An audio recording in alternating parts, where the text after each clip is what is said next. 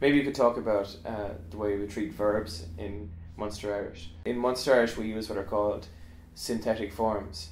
That means that the verb and the pronoun come together in one word. In Standard Irish you would say Bhíomar. Bhíomar. Yeah. V is the verb, me is the pronoun.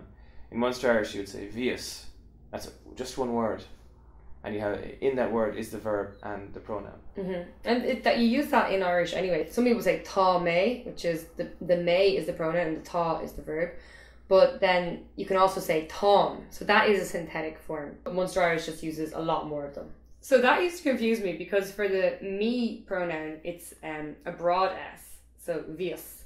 And then for the you wear. It's slender. It's slender, so Bhís. Yeah, well, it's a completely different sound, Bhíos and Bhís. But I just, I only learned that from hearing. I had a friend who spoke that dialect. And it used to get me into so many confusing places and conversations because I just thought they were interchangeable. I didn't understand. So, yeah, Bhíos, Bhís. Bhís, Bhís, Bhíshe, Bhíshi, Bhíomar. That's pretty much standard. Bhíobhar. And then Bhísiad is Bhíodar. I know that one. People use that a lot.